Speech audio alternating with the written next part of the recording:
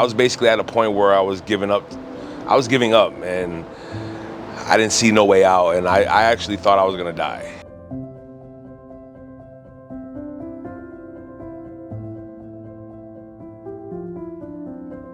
Every doctor I went to basically told me that they were never going to be able to take out the IVC filter because it was going to be tough. People in his situation, you're often just sort of chalked up to, you're overweight, you're lazy, you're depressed, there's nothing we can really offer you.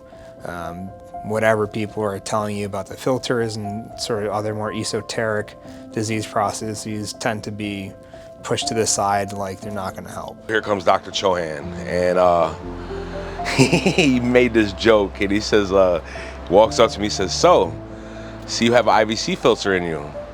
He says, "Doesn't look too good. It looks pretty painful. You want it out?" And like I said, prior to that 2 years, I'm like at this point where nobody would give me the opportunity to, nobody would, help me take it out. And of course I was ecstatic, shocked, and everything. And I'm like, hell yeah. We're just going to play a little video to see how the blood flow is kind of going around the body. All of these collateral vessels here are just trying to reconnect the blood flow back to the heart. Now there's this structure here where the mouse is at. This is the filter, and you can see that there are areas of white or gray, and there's no dark contrast really sitting inside it. So this thing is pretty much a brick. It's obstructing the IVC. We placed a series of stents. So there's a stent here, and there's a series of stents that are extending this way. And once we shoot the venogram, you can see that the blood flow is a lot better. Those collateral vessels centered here are gone, and the blood flow is pretty brisk, and it's clearing from the legs back to the heart. The moment I came out, I knew it was good because I had this back pain because the IVC filter was actually digging into my spine.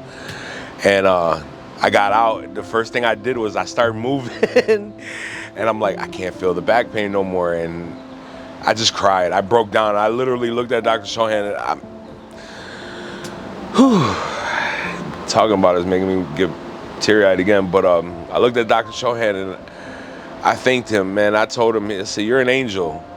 You're an angel. You did something for me that, like, to a point where I got to a point where I thought I was gonna die, and you saved my life." And I told him that, and like I said, to this day, that man is an angel to me. Like, he saved my life. I still say it to this day. My fiance will tell you the same thing. That man saved my life. I actually have a second lease on life, I feel, and I'm able to, I look at life different now. I look at life more precious. I sit out here in a serene environment and just enjoy it, and I'm able to do that because of him, I feel, and I really feel that within the bottom of my heart. I really feel that if it wasn't for him, I don't think I would be here. Hearing him speak the way he does about me, it makes me feel amazing. It's very humbling that I can have a dramatic impact on somebody's life like that. Dr. Chohan actually gave me his personal cell phone number. What doctor do you know does that? Like, I'm 47 years old. I've never had a doctor do that. And that man does that just because he wants to know that I'm okay. And the first thing he's asked me every time he talks to me is, "How are you feeling? Are you okay? Do you need anything?" That's a real man. That's a real man before he's a doctor.